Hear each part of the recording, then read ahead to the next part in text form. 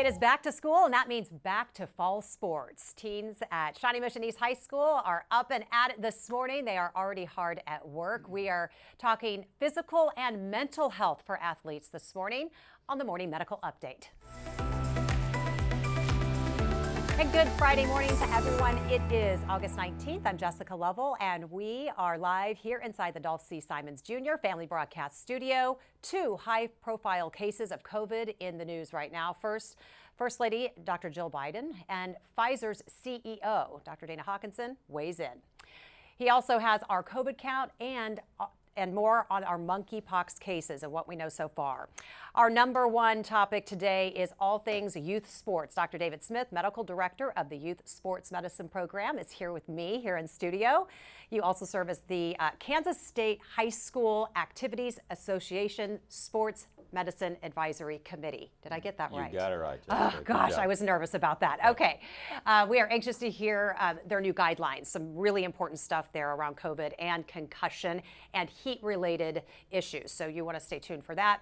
And then also we are live at Shawnee Mission East High School this morning with athletic trainer Dakota Orlando and Doug Wiesner, Director of our Athletic Trainers and Youth Sports Medicine Program for the health system. So glad to have everyone with us today.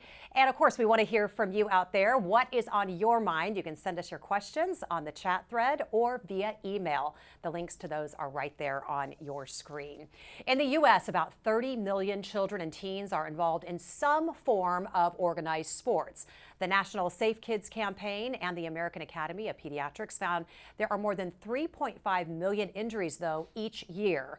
The most common, sprains and strains. Nearly 800,000 children ages 14 and younger are treated in hospital ERs for more serious sports-related injuries. Dr. Smith, we know that the great football coach Vince Lombardi once said that football is not a contact sport, it is a collision sport, and we know that that holds true for a lot of sports out there. So let's start with concussion, those collisions. The state committee that you serve on for high school activities called CASHA, that's for short, they are very serious, as we know, about concussion and what we know about that. They have a 6-step process for students who have suffered some type of concussion to return to play. Let's talk about those guidelines, if they've changed, and I want to talk about those 6 steps. Yeah. You know, Jessica, they've not changed a lot. What we're finding, though, with the COVID pandemic was we just didn't have as many concussions. There was less participation, and so we have been tracking concussions throughout the state of Kansas for years now. And we obviously noticed that number go down with the participation rate going down. But we still, we didn't want to just focus on COVID because concussions still happen. And, you know, football always gets picked on because of it's a collision sport. But actually, per participation rate, cheerleading has more concussions per the number of participants. I've heard that. So, and then you, of course, heard of things like soccer with girls soccer having more than boys. So we're tracking those numbers. And we're actually asking all athletic trainers to report this so we can keep good, accurate data across the state. But the return to play is still the same. Remember, in the state of Kansas, it's mandated that someone with a concussion must be cleared by an MD or DO to go back to sport. And then we start what's called the 6-step return to play. The first step being just try to get them moving, and then all the way up to adding more aerobic type exercise, and then strength training, then more sport specific drills. And as long as they don't have any symptoms, and this is after they've been cleared by a physician, then we can take them all the way up to where they start having contact in their practices. And then, of course, the 6th step is full return to play. So the 6th, I just want to make sure I heard you right, the 6th step comes after. Yeah, they must be cleared. Absolutely, they must be cleared. Then you put them through the 6 steps. Yeah, and in my practice, there's times that I may start them exercising. They may still have a little headache or fatigue, but I'll let them do a little more activity because studies are now very clear that returning to some type of exercise actually helps the brain heal more quickly. Yet, we want 0 symptoms before they start bumping into each other, so to speak. You mentioned football. Does it, the bad rap that it gets, does it deserve it? Yeah, you know what? Football does not deserve that bad rap. I think there's so many things that are being done. In fact, this year with the NFL, they're requiring at certain positions in training camp, you'll see a special helmet that helps reduce that potential in training camp. And so the NFL's looking at it. That trickles down into youth sports. But no, I don't like to see football get picked on. Obviously, they've got techniques for tackling. You know, the head down position is wrong. The head up position is correct. You're still going to have incidental contact where you don't see a blow coming, and it cannot just be a direct blow to the head. It can be a blow to the body that kind of whips the head and neck, and that type of rotational force on the brain can cause concussion too. Yeah, you don't see the pads So, and but you helmets in think soccer. about, yeah, you think about cheerleading and some of the pyramids they're doing, and they might be a flyer where they're coming down and the baser doesn't catch them well, and they smack their head on the baser's arm or something, and that can cause that. I hate to see it, but I've seen some non-contact sports like track and field get concussion when they're messing around with a hammer throw. The distance runners, and the hammer comes around and hits them in the head. That should never happen in a practice. So no, let's not pick on football, but it is obviously with the high participation rate, Sure. it's going to get the high profile reports of things that happen. It just, when I hear you say, I cringe just hearing you tell the stories of the different type of injuries. So Yeah. can't imagine it. It's something that really concerns parents. But there is a new tool in the toolbox, which is good news. The health system is working with athletic trainers and schools to implement this SWAY program. It's designed as a balance and cognitive testing mobile device. Tell us a little bit about what this is. We're excited about this. We have been investigating it for a couple of years and implemented it just this past year. In fact, we've just completed, as the season starts here in the fall, over 1,400 baseline tests. And SWAY is a program that can be done on a mobile device, a phone or an iPad or device that we can measure balance in addition to some of the neurocognitive functioning. What we've done in the past, and we're not throwing it out, but we've used neurocognitive testing to check memory and visual speed and reaction time. But now we can actually add balance to that, because many times with concussion, the vestibular system is altered. And so we can do testing now to where they hold their cell phone and they can do these balance tests. But we can also still do visual reaction time and things that are cognitive. So it's a combination of balance and cognitive, which can be done at the school too. In fact, we have them, they can be in the gym with their cell phones and they can go through their baseline testing. We prepare a report, and that it goes with them, so that if they had a head injury, then we can compare the SWAY testing to the baseline. No So different than it's what we were literally doing. SWAY. It literally is balance, but it's not just balance. It's visual reaction time and memory. And How were you things. testing, though, before this Yeah. type of program? Well, what we've done is we've asked all of our high school athletic trainers to implement it this year. Now, it is voluntary. The schools that we contract with, we say we are going to offer it. We're not going to mandate it. We ask them to encourage their athletes to do it, especially in the high-risk sports like football and cheerleading and soccer.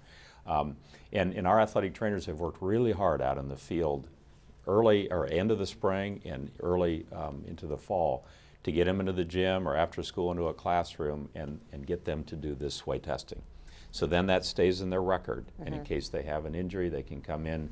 And the athletic trainer, the cool thing for me as a physician, we can do it in the office, but what I like is I can monitor the progress of an athlete at the school by seeing this SWAY testing. Very so when cool. they come in to me, then I've got testing, or the athletic trainers can email me that same information.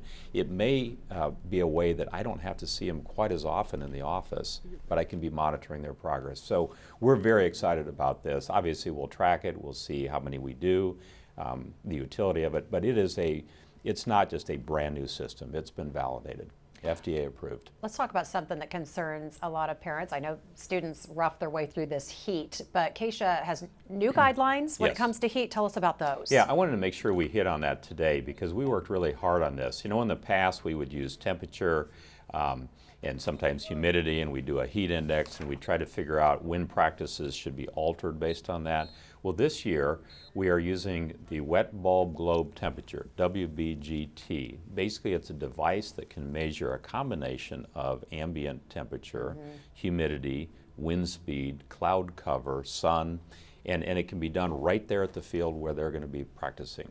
We're asking the athletic trainers to get a wet bulb temperature, and so they can determine 30 to 60 minutes before practice and let the coach know, okay, today we're in the red zone, so we're going to have to alter it this way. We basically have a green, we have yellow, we have orange, we have red, and we have black. So the they may black shorten zone it? is, yeah, they might shorten the practice, they may require more breaks, they may not go in pads that day based on the wet bulb. And the coaches have bought into this, the athletic directors, and actually the district athletic directors are responsible for letting everybody know, okay, today it looks like the wet bulb temperature is at 88. That's going to put us in the red zone. That means you're going to have very limited practices. This also can be done indoors. You know, some of these gyms can be awfully hot. So there's no sun, obviously, but the humidity can be very high. It's muggy. Yeah, and so it's neat because there's a grant that has allowed all high schools across the state of Kansas to have access to this device. We actually had it before the grant came through because we felt it was important. But now there's no school in the state of Kansas that should not have the access and be able to determine the proper training that day, what they can do. So Dr. Smith, I know you do what you do because of some of your previous experiences. I'm going to ask you about some of your injuries in a little bit, but Okay.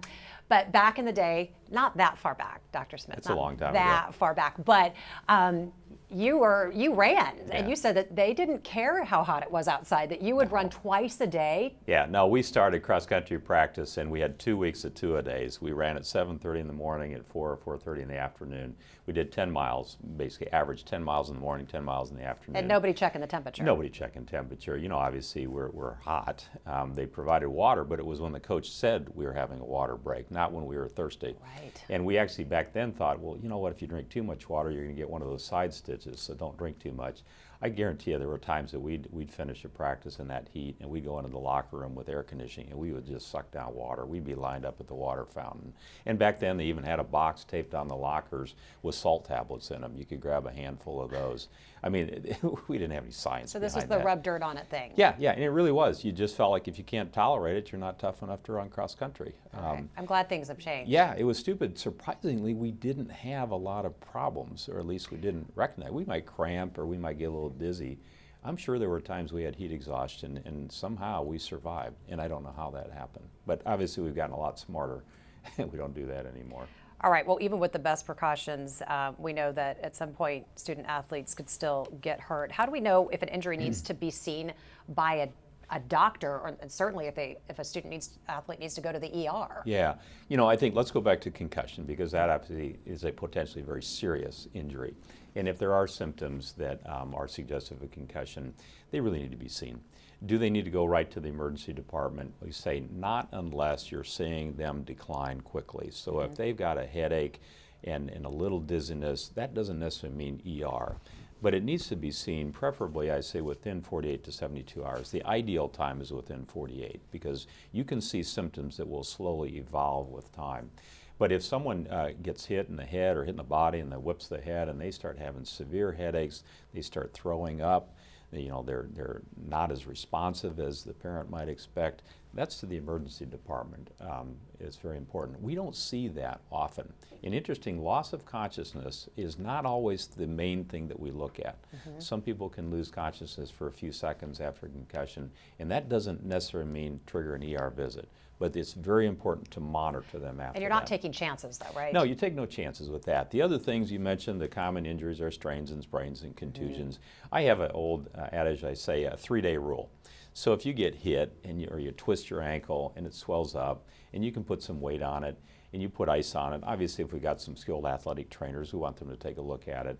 But it doesn't necessarily mean it has to run right off to the emergency department. But it should resolve over the next few days. If you can't bear weight on it the next day or you've got obviously some deformity as you look at that joint, then that deserves obviously an urgent care or emergency department visit.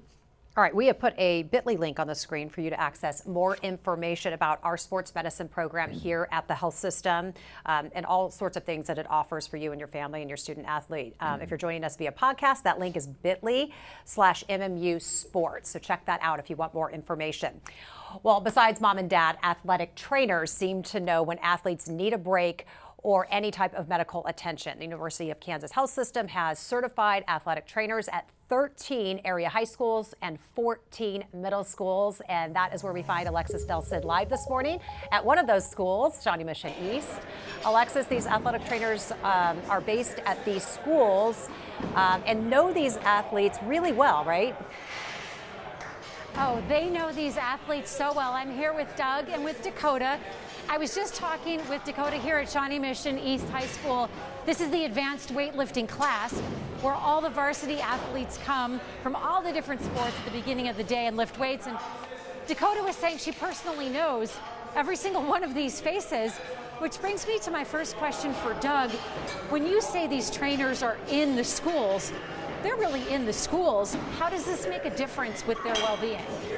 Well, you can see behind us, sports is now in the high school environment a 12-month proposition. It doesn't stop in the summertime and everybody goes away and she has 3 months off. This continues, and in our sports environment, it typically starts August the 1st and then continues to go until Memorial Day. And so that's when the calendar of events stops, but camps start up in June. And so they're here in June. July is really their only time that it settles down a little bit, but they still have events going on in July. So they're here all the time. Injuries don't stop. Right. Injuries continue to happen, whether you're doing weightlifting. I can't tell you how many times she has sent over referrals, hey, they dropped the weight on the foot, you know, this, that. So they never stop. So it's important to have an athletic trainer. Dakota, when it comes to preparing these students for the sport they're going to play, what advice and what guidance do you give them over those summer months? And then what about the athlete who maybe is coming from a school or a junior high or new to a sport and they haven't done training over the summer? How do you guide them?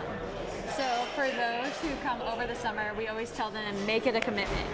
If you're able to be here and like work it around your family vacations, be here. Make sure you give like 100%. Try to get better on something each day so that you can improve.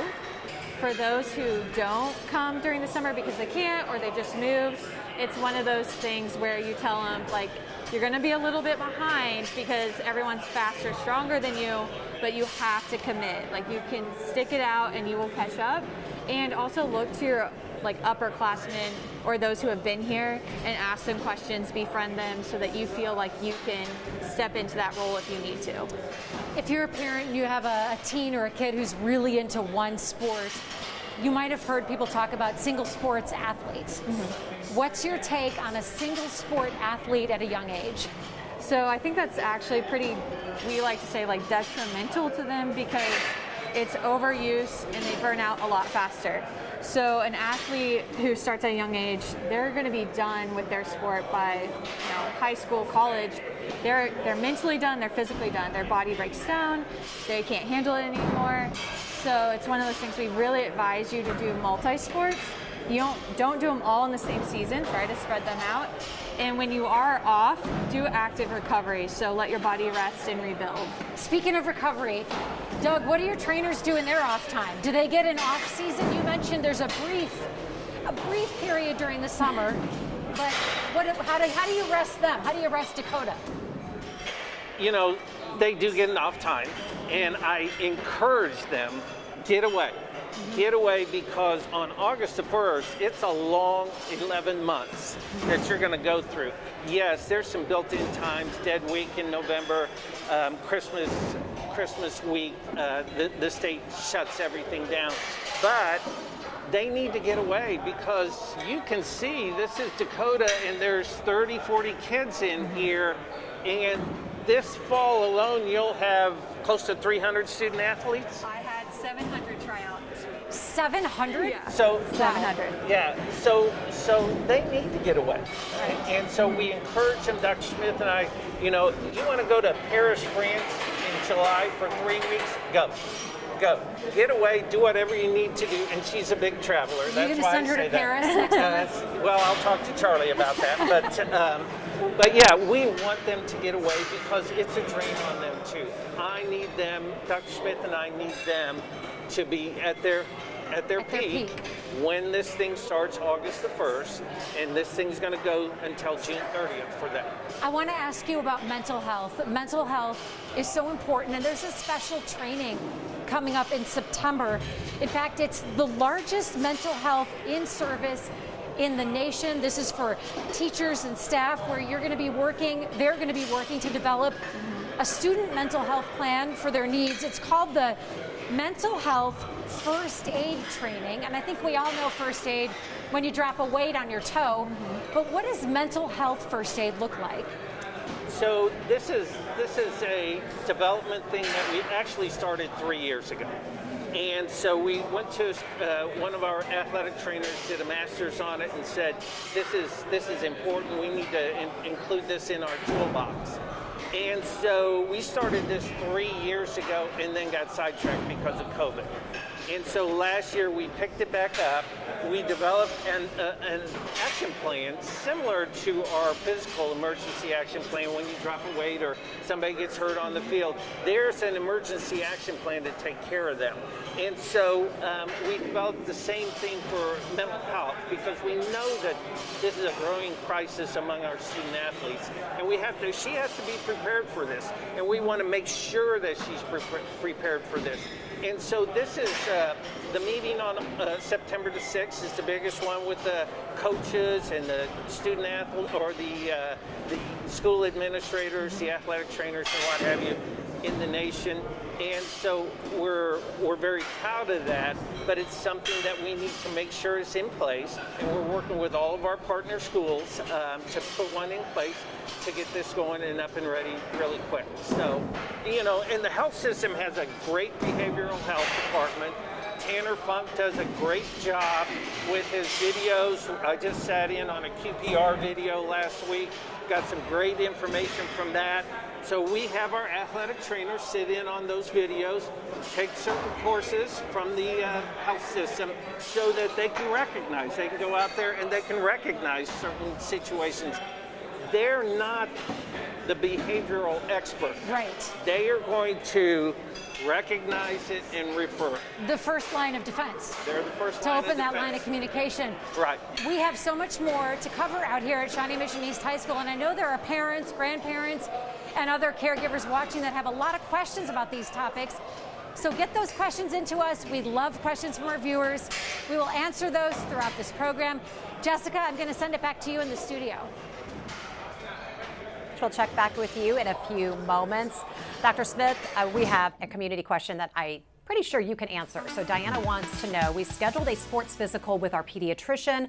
What questions should we be asking? Yeah, I think that the sports physical obviously is required. And after May 1st, you can start getting those sports physicals. First of all, I tell parents, get your athletes in after May 1st. Don't wait till August 14th, 15th when practice starts. That's a hard thing to deal with if they have something. But the questionnaire, if you look closely at it, the historical questions are very important.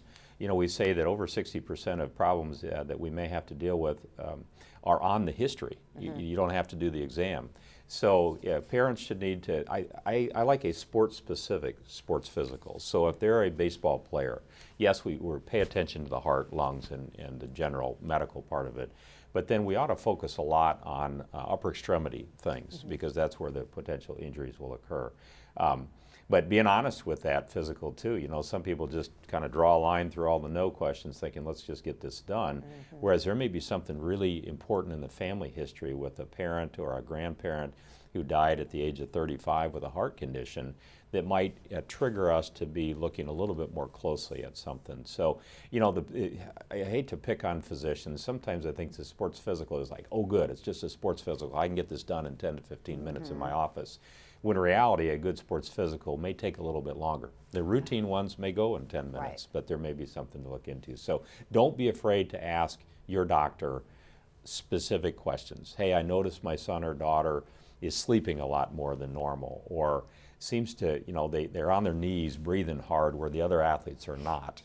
It's okay, because athletes many times don't want to say something for fear that they'll be kind of put in that corral of, oh, you're not tough enough. Right. Yeah. I thought we were past that, but we're just not yet. I don't think we're completely past that. Yeah. All right. So, Dr. Smith, we talked about this early on, COVID, when this all began, about the need for kids to be back in school playing sports so that they're back with their friends, and just the mental aspect of that. We also know that both kids and adults have suffered a lot emotionally and mentally, of course, during this pandemic. What other ways is the health system focusing on mental health for students? And then how is Keisha getting involved? I know we mentioned the mental health first aid training. Alexis did just a moment ago, but talk to us about Yeah, we are concerned about mental health issues. They continue to increase. COVID caused an exponential rise in depression, anxiety, some of that because of the isolation, not being able to go to school or participate in sports and other activities. So what's happening this year is actually quite exciting. all of our districts that we're working with, one in particular, have implemented an actual structured, we're calling it a mental health, almost like an emergency action plan. You know, with an injury on the field or a bad C-spine injury, we have an emergency action plan where everybody jumps in and does something. Well, we need the same thing with the administrative staff, the coaches, the parents, the experts, counselors in the schools, to be ready to handle if they recognize a student athlete that might be struggling with especially depression, suicidal ideations. So this year, actually one of the districts on September 6th is having a formal program to educate all those interested parties and those that are going to be dealing with student athletes, including our athletic trainers, on this mental health program. And other districts have also adopted this program, and it's really cool because KSHA has been working on this also, Kansas State High School Athletic Association. They have produced a five-part video service that people can log into, Kansas State High School Athletic Association. They were done very well by Dr. Annie Weiss, who's a sports psychologist and director of the wellness program for the Kansas State University Athletic Department. And Annie did a great job with obviously others participating. They're only anywhere from 5 minutes to 20 minutes. They cover things like a coach's perspective, an athlete's perspective. They deal specifically with anxiety. Depression is another video. And then how to implement a mental health program for the school. So it's a great video. I think parents really ought to look at it too. There's 5 of them. It's easy. I think the total, I think if you spend an hour, you can cover most of them. And it's across the state of Kansas, because some schools out in the state don't have this structured program like we're trying to implement here. But that doesn't mean that those athletes out there are not not important. And we are really focusing on this with our athletic training staff so they can recognize someone that maybe is a little bit quiet at practice, withdrawn, maybe doesn't show up for a few days, and they wonder what's going on. Because again, we're saying that it's okay to not be okay. It's okay to bring that to someone's attention. And sports has been such a good touch point to see how kids are doing. Yeah, see, that's what's so, way back in the COVID, I kept saying we got to get people into things again. Because that's how we recognize if they're struggling. If they're, and I'm not going to pick on video games, but if they're sitting in front of a video game by themselves and they're depressed, who knows how they're really feeling? But if a coach recognizes that, or athletic trainer, or teacher, or school counselor, someone says something's going on in Susie's life, we need to be okay to bring that up, and we need to say it's okay to bring that to attention of a professional. I've always said identify 3 people. A close friend, a family member, someone you trust at school. So you know that if you're struggling emotionally, it's okay to go to them and say, I need help. Just 3 people. And you know, they just started, you've probably seen nationally, the 988, like 911. It's an emergency phone number. You can call 988 if you're struggling with an emotional health issue. And you'll get a professional on the line that will guide you through how to take care of that. I think it's a great program. Thank you for bringing that up. And I have a couple more mental health questions. I do want to turn to COVID now. Just before we get to Dr. Hawkinson, I just want to ask you any changes or recommendations regarding COVID and these kids being back together? Yeah, our Sports Medicine Advisory Committee chose, as of right now, today, not to change what we had in place last spring. Which was? Which is that COVID, if a student athlete has COVID, they need to be cleared. We actually came up with an addendum on that it doesn't necessarily have to be a physician that gives the final clearance, but if they do have symptoms that are prolonged, if they are having any struggles, especially as they start to exercise again, and we have that same 5 stages in place, that when they come back from COVID, they need to start exercising after they've been cleared, and slowly increase that exercise, and any symptoms that crop up, shortness of breath, chest pain, dizziness, anything, they need to get that checked out. So we haven't changed it, but I'm going to defer to Dr. Hawkinson too. He may comment on this because he's the expert. With some of the new CDC guidelines that have come out recently, I think we need to look at it again. But I still claim that we're not going to change a lot to return to play, because with any illness, with any injury, as you come back to sport, it's important not to just jump off the couch and go right back to full participation. It's good to do what we call a functional progression, and I think that's most important with concussion and COVID, actually.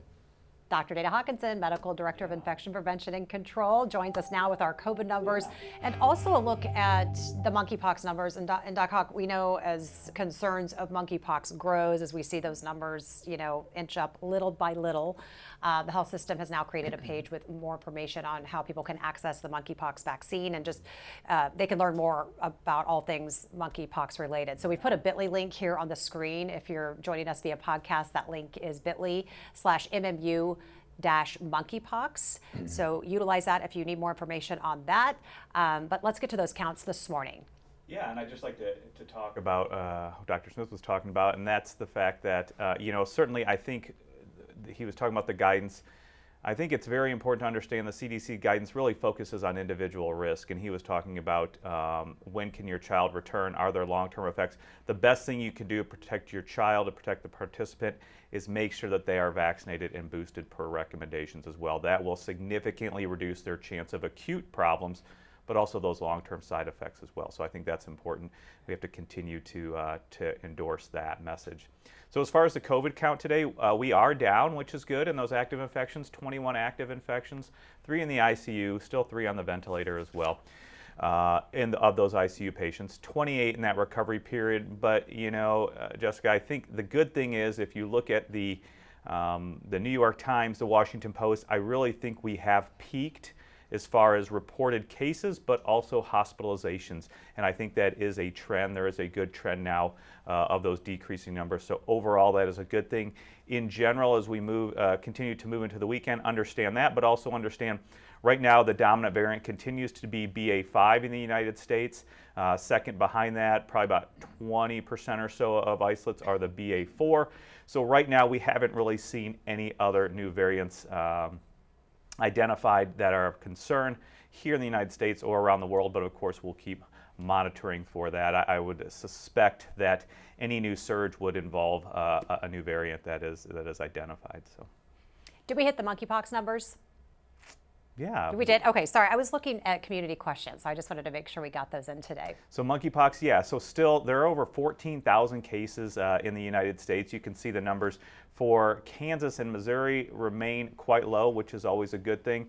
The vast majority, so I think it's 5,100, 5,200 are in New York and California, so certainly on the coast we're seeing a lot of cases there. But we do have to understand that it is out there in our community. We know that there are people who are suffering from this disease. So I think the good thing to understand is that the Health and Human Services is rolling out even more vaccine to the states. That will be a good thing. Remember, we are able to increase our doses just because of going from the original route of administration as an injection in the arm to doing that intradermal dose. And that dose is not a lower dose, it is actually the correct dose for that method of administration. So I think that's important for people to understand as well. Don't believe you're getting a lower dose, you're actually getting a correct dose for that route of administration. Okay, so a study shows there are no benefits of treatment of COVID-19 with ivermectin and other repurposed drugs. Yeah. I'm assuming your surprise factor is pretty low on this one. Yeah, pretty low, but I'm glad we have another really done, well-controlled, randomized controlled trial to support the data, the vast majority of data that is out there. Remember, we all wanted easy, identifiable, cheap drugs for treatment of COVID-19. This did not come to fruition for these particular drugs. We know that there were significantly flawed studies related to that. There were anecdotes that were related to that. There were continued misinformation campaigns around those drugs. This is one more nail in the coffin showing that those drugs do not work. In fact, you have a higher risk of having side effects from those drugs when taking them for that reason than you do for any benefit from that. The other thing is when you are taking those drugs for COVID-19, you are actually taking them out of the hands of people who really need them for their authorized use as well. So I think that's important to remember. This is just one more very strong piece of evidence showing that there is no benefit to taking those drugs if you have COVID-19. Couple of community questions for you, Dr. Hawkinson. Sarah wants to know, does Paxlovid help prevent the chances for long COVID for those high at risk of severe disease who are up to date, though, with all 4 of their COVID shots? Yeah, I think that's a good question. I don't think we know the correlation of taking Paxlovid with reduction in your chance of getting long COVID. I think the important thing in that question, though, is that you are up to date with your vaccines. We certainly know and have good evidence to support the fact that you have a reduced chance of long COVID symptoms being up to date with your vaccines. But that's a good question about the Paxlovid. I don't think we know that or have a full data set to analyze for that answer. And Kitty wants to know, will everyone need a booster of the new vaccine for the BA5 and BA6 variant? Yeah, so for the new boosters that are going to be coming out, the bivalent boosters, again, Moderna and Pfizer will be putting in the original spike, but also a BA4 or a BA5 spike into their new vaccine that should be rolling out this fall. I anticipate everybody will be recommended to have a booster, but we don't know those full recommendations yet. We are still waiting. Hopefully within the next 2 to 4 weeks, we will have recommendations on that, and I don't know when the next committee meeting is that recommends the use of those. So we'll get in touch with Dr. Alt. You know, he's a good member of our health system and also a member of that committee as well. So I do anticipate everybody probably will be recommended to have one, but I don't know that for sure. Okay, lastly for you this morning on this, First Lady Dr. Jill Biden and Pfizer CEO both testing positive for COVID-19. So it seems like this is very clear that COVID isn't going away anytime soon. Yeah, I don't think it is, but I think the strides that we've made in the last couple of years, most notably with vaccination, is going to help get us back even further to normal than we are right now. But also we have, early testing. We have plenty of at-home testing supplies. We have early treatment regimens with Paxlovid or the monoclonal antibodies. All these are going to help reduce the chance of hospitalization, severe disease, and death. And that is really what those new CDC guidelines are directed to, especially those at highest risk. And it really all starts with understanding your risk and being up to date with your vaccines. All right, Alexis is live this morning out at Shawnee Mission East High School. Victor wants to ask Dakota a question, Alexis. Victor says, I had a sports injury as a child and still struggle with pain. Is this common? And how do you heal from a decades-old injury? Okay, so pain is not common. If the body's in pain, it's telling you something's wrong. So what you need to do is get evaluated, because without knowing the diagnosis, we don't know how to move forward.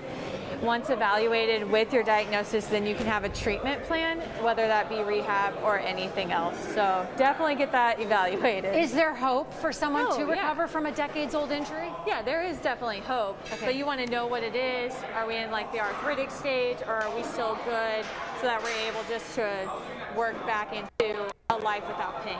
Got it. That's a great question. I have a question for Doug. Go on. Well, I was just going to say, Anna has a question. She says, my child wants to play tackle football. He's in the 4th grade. I don't really want him in a contact sport this young. Is there a good age to start? Oh, okay. It's a hot topic question. Yeah. So, that is definitely a family decision. There's no perfect age. We're not going to say this is the age you start. It is one of those things where, as a family, you want to sit down, discuss it. It's situational, and it also goes child to child. If you are going to start, I would definitely contact like the athletic trainer at that school or in that group and tell them, hey, this is the first time John's playing contact sports. I just want you to know, and help really educate him on, hurt versus injured. That's a good question. Yeah. All right, Alexis, it's all yours.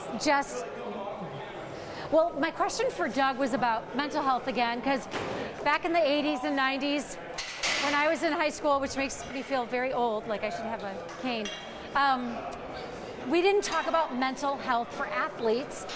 And there's a big difference between you feel great after a workout, right? So we say physical activity makes you feel better.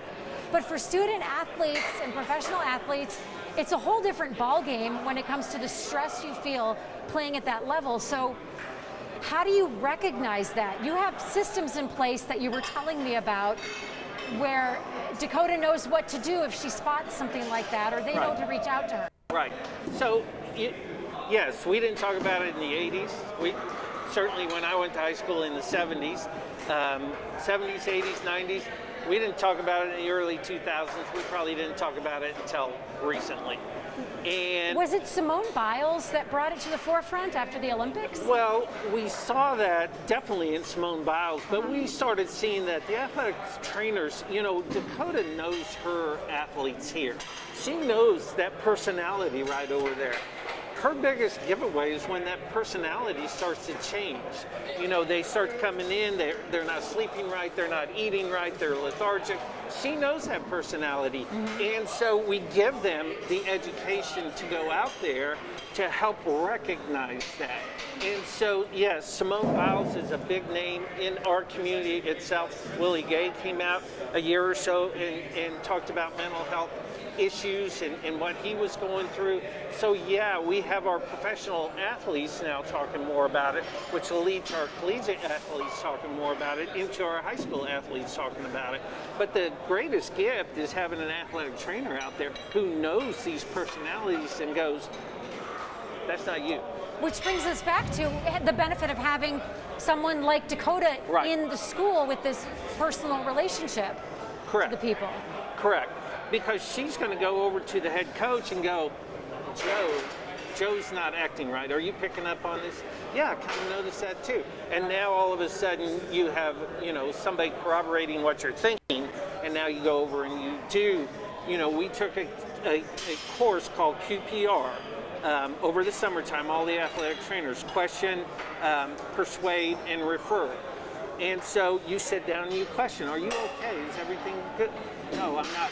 Well, how about we go get some help? Can we go find some help? And then you refer them off to the behavioral expert. Again, that's not her cup of tea. She's the expert at sports medicine. Right.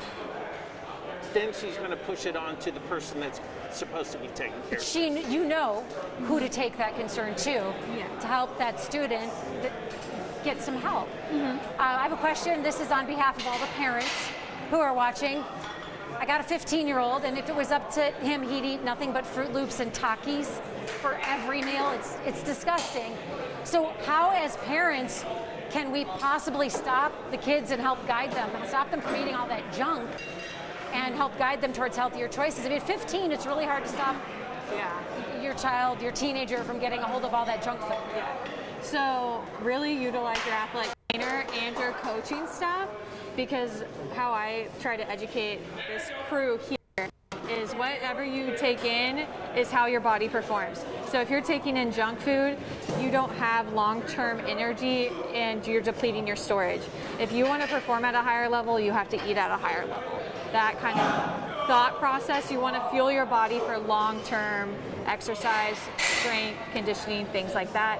When you're taking in sugary processed food, it does not last that long. It's very short, and then you're burnt out and you need more and more, and it never gives you what you want fully. So how do you handle it if a teenager or a kiddo is loading up on junk food that they get at school, like in the vending machine, or even unhealthy things in the cafeteria? How do you guide them? You can do your best as a parent having all sorts of healthy stuff at home, but what about the stuff they're getting from the schools? So once again, I really push educating them on what's in your food, look at the ingredients. If you say you can't get the healthy foods from home, but you're getting the processed food at school, try to choose the quote unquote healthier version.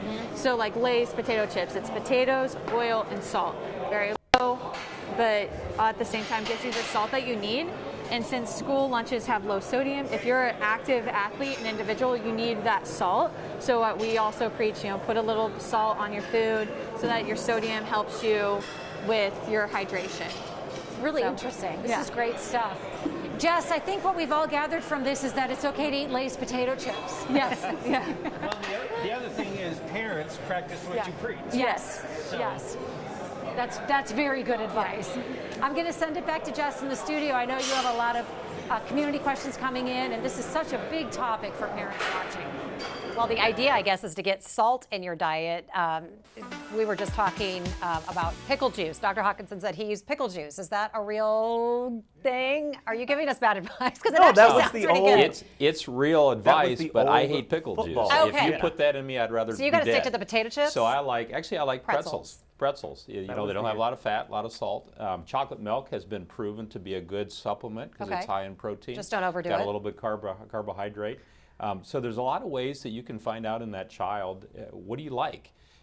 Fruit Loops, I'm not going to pick on them, but it's probably not the best, very high sugar. The Fruit so- Loop people aren't watching. yeah, You can say it. So we want carbohydrate, we want protein. Protein is very important, but some people are on too high a protein diet. They think it's all about protein to build muscle. It's a balanced diet. So yes, if Dana likes pickle juice, I'll let him have the pickle juice. Okay. I'll avoid that and I'll eat my pretzels. I like it. Okay. Alexis was telling us yesterday about her injury. She was a swimmer and her shoulders, and it just kind of like, I don't think she got the proper, care that she needed back then. And I know you were talking about how you ran and you had some injuries, right? Yeah, Growing up, what were they? Right. We had all kinds of overuse injuries. Back then, we had x-ray to be able to evaluate leg pain. So it was either shin splints or you were fine or you weren't tough Just enough. pick from the list. So yeah, in fact, that's why I'm in the profession I'm in, because the medical advice I got was stop running. In fact, they held me out of running my 8th grade year, 1 year where I couldn't run, and all I had was a little overused kneecap problem. And to look back at that, think I missed a whole year of my life. And I tell you, that was hard on me to not be able to do the sport that I loved. So we have so many better ways. Now, one of the things I think that we've gotten into is we've almost gotten too good at what we do. Where as soon as someone gets a little ache, they think of the worst. They go to Dr. Google and they find their diagnosis, which is the zebra diagnosis. It could be a tumor. Maybe it could be a tumor, but that'd be very unlikely. So I think that back to Alexis, your comment about swimmers. Yeah, swimmers have shoulder problems. But if we do a good sports physical on them and we identify some things that a swimmer could run into, we can potentially prevent that. We see that with baseball. Dr. Vincent Key is our head orthopedic surgeon for the Kansas City Royals. I guarantee you by the time they make the Royals, they better get over some of the things that they had when they were young. So if I'm doing a sports physical on a thrower and I see a really tight shoulder, I'm going to say, hey, we got to get this taken care of before you start trying to fire some fastballs and learn that curveball. Sure. So yeah, there are a lot of things that are preventable. And to dovetail in what the one person asked about, I've had an old injury many years ago. Now I'm still having pain. Dakota hit it on the head. They need an evaluation. Many times that post-traumatic pain that's gone on for a while, many times is arthritis. So it's never too late to look into it, No, right? no, Don't heavens just keep no, letting it go. no. You don't want to just put off something, and if it's something that we can evaluate soon and get them in the right pathway of treatment, we might prevent that arthritic joint from becoming even more severe. So yeah, we have plenty of health care professionals that are trained in this area that can get them on the right course. The people that I see in the office are not all the elite athletes. I'm seeing a lot of weekend warriors, a lot of folks that are much older that just want to walk for their exercise Stay and active, fitness. yeah. And I say, boy, let's get you moving. Let's get you moving. We'll help you. A last question is from Ruth Ellen, and I'm going to give it to Dakota, Alexis. This is for Dakota. Can she hear that okay? Hi, Dakota. Okay, so Ruth Ellen wants to know, how do the trainers work with the academic side for the athletes? How do you kind of help find that balance?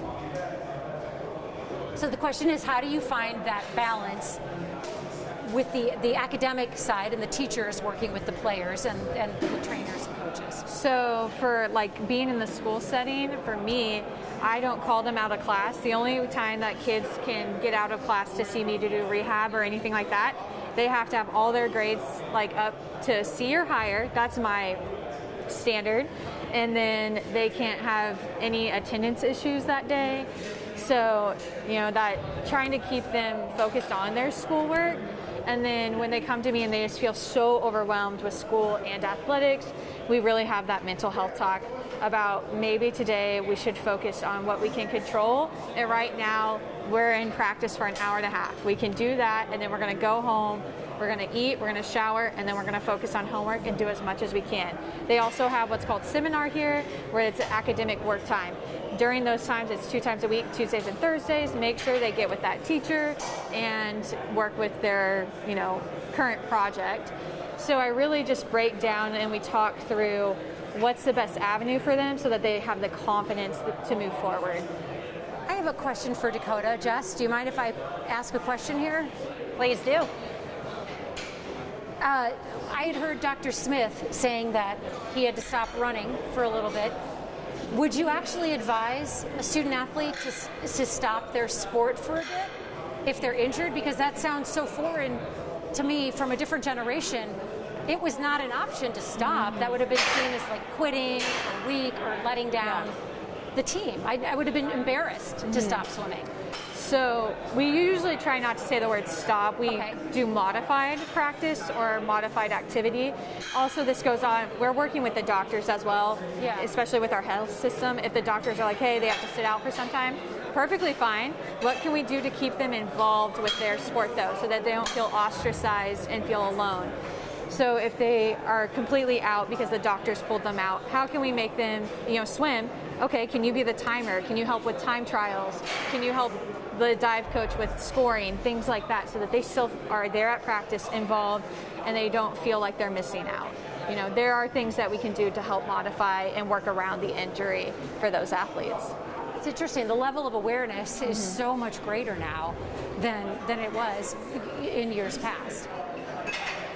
Alexis, we're going to wrap up here, but Dr. Smith, I did want to ask you, because I remember when I grew up, I thought that was great that you would tie. You got to keep your grades up if you wanted to stay in your sport.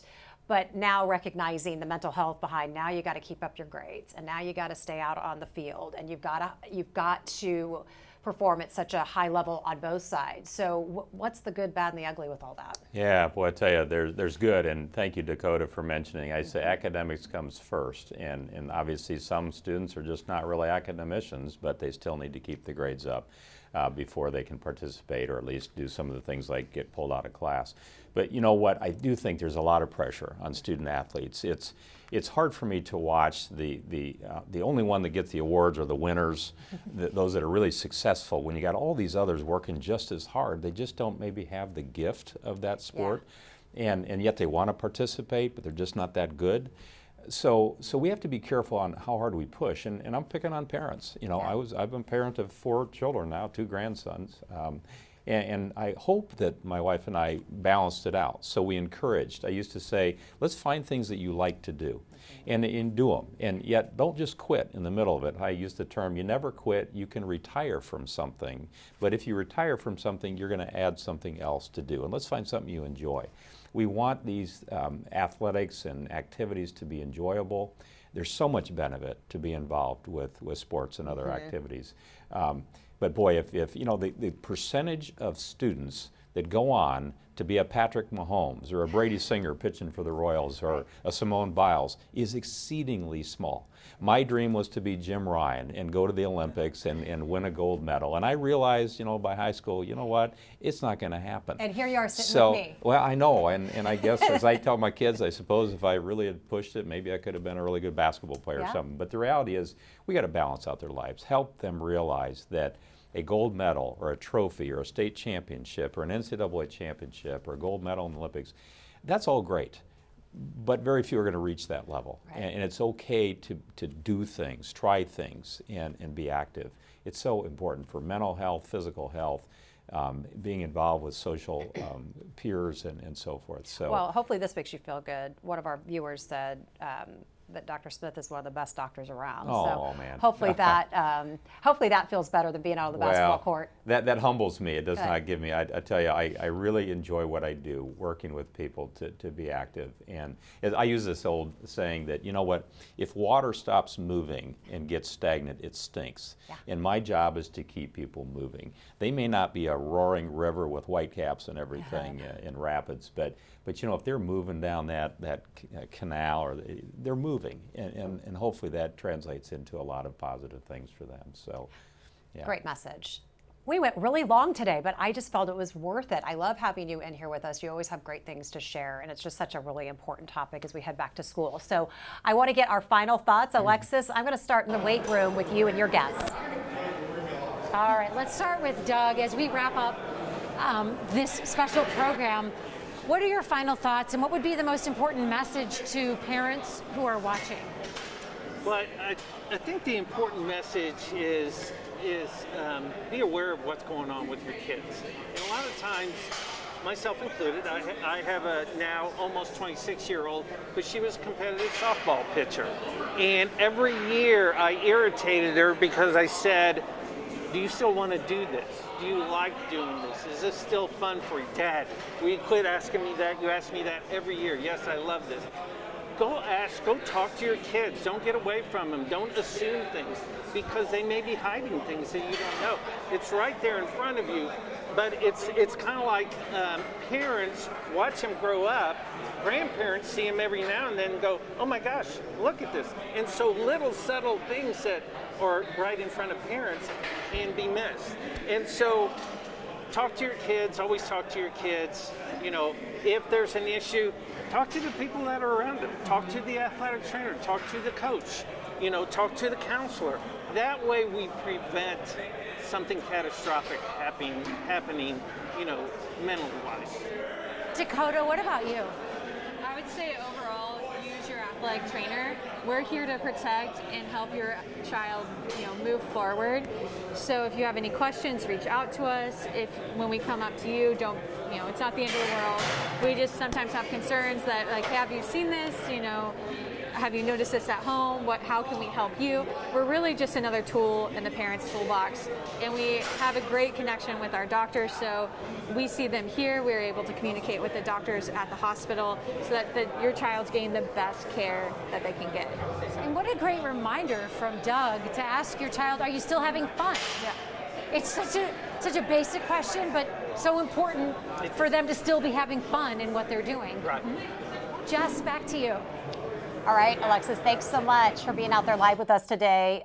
Dr. Smith, I want to get your final thoughts, but I have to say, Ruth Ellen, one of our viewers, good morning to you. She said, trophies get dusty, education lasts forever. I love it. I love it. Yeah, good. Final thoughts from you today. Yeah, you know, I'm glad we're back to activity. COVID is not gone. I mean, Dr. Hawkinson obviously brought up a lot of that. And yeah, what COVID did was brought to us really an awareness of how we function in society, in our small groups, in our families, in our own personal lives.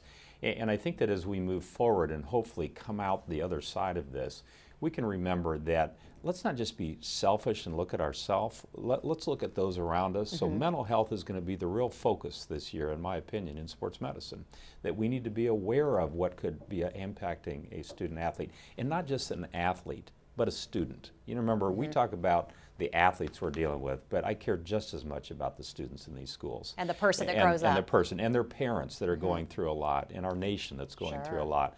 So let's use sports as a real positive thing in people's lives, and let's not let it drag students down or parents down. Be active. We got a great team. It's a privilege for me to be part of this sports medicine team. It's a privilege to be on the studio today and with experts like Dana and the whole group that we have here at KU Health System. So thank you. Well, you're one of my favorites, so No, thanks thank for you. being with us. Have a great weekend. Dr. Hawkinson, final thoughts from you. Well, I was going to thank you, David, and everybody you work with, and everybody in the high schools and middle schools and elementary schools, the counselors, the teachers, the administrators, of course, those people that we've heard from today, the athletic coaches and trainers just trying to work every day to keep our children safe. So thank you to all of you. All right, go pour yourself a glass of warm pickle juice. Well, a pickle juice before, and maybe an extra dirty martini after. There the you event. go. Water. Going right In into the moderation, weekend. of course. Everything in moderation. All right. Thank you to all of our guests today. Thank you so much for being with us today. Have a fantastic weekend. We'll see you back here Monday.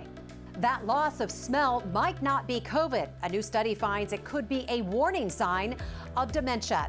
I'm Jessica Lovell. More than 6 million Americans have Alzheimer's. From the latest research to how the flu vaccine is helping with memory loss. That's Monday at 8. Subscribe to our morning medical update and open mics with Dr. Stites podcast. Now, everywhere podcasts are available.